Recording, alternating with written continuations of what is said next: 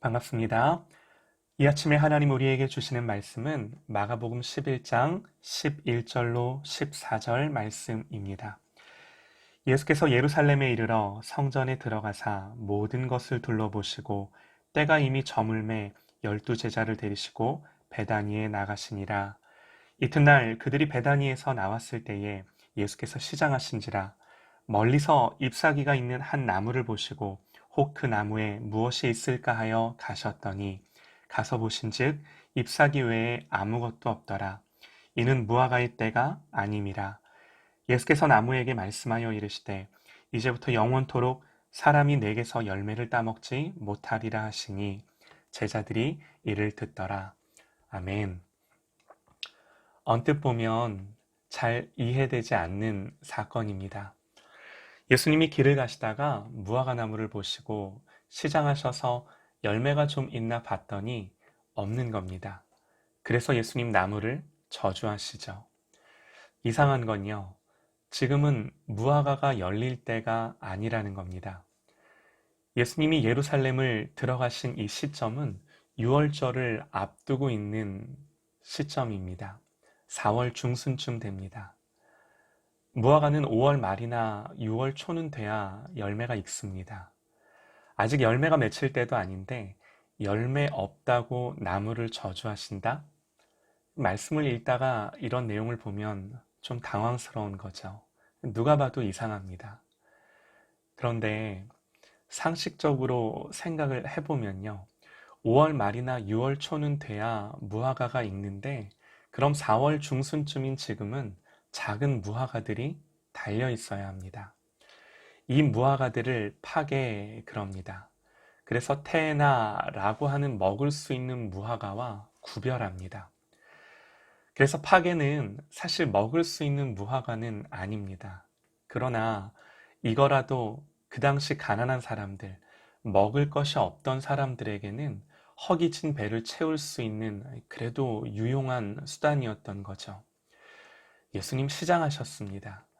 예루살렘에 오셔서 베단이라는 곳에 머무셨는데 정황상 예수님의 끼니도 해결해 드릴 수 없을 만큼 가난한 가정에 의탁하셨을 수 있었겠구나 싶습니다.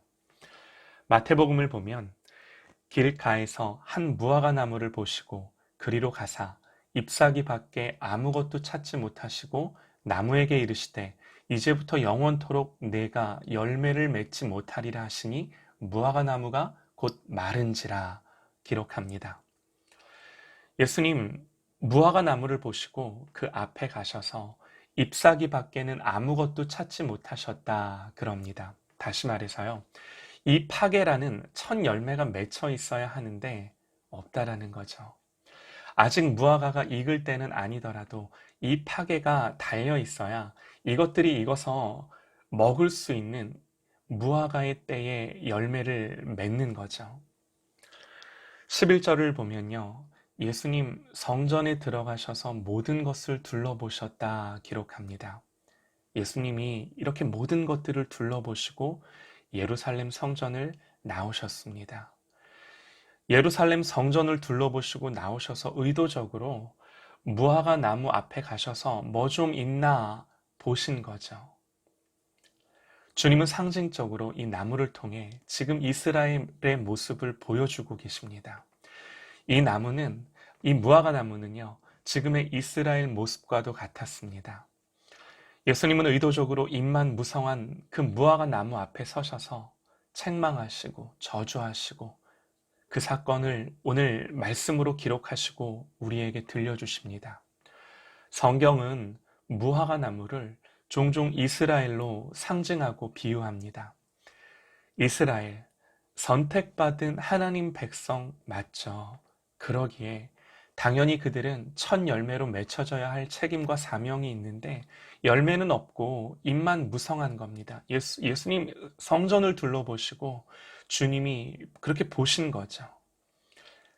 그래서 하나님 나라에 합당하고 온전한 열매를 맺어가는 것을 볼 때임에도 전혀 그 사명을 감당하지 못하는 이스라엘을 책망하시는 거죠.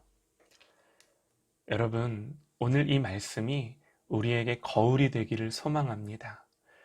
우리에게 주신 앞선 은혜가 있습니다.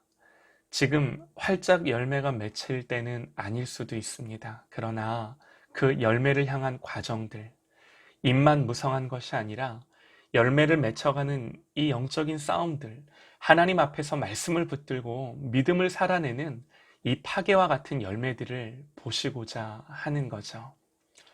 사랑하는 여러분, 오늘 하루도 입만 무성한 것이 아니라 아직 열매가 활짝 맺힐 때는 아니더라도 설이 걷지만 작은 열매나마 몽글몽글 이 맺혀가는 저와 여러분, 이 싸움을 싸워가는 저와 여러분 되시기를 간절히 소망합니다.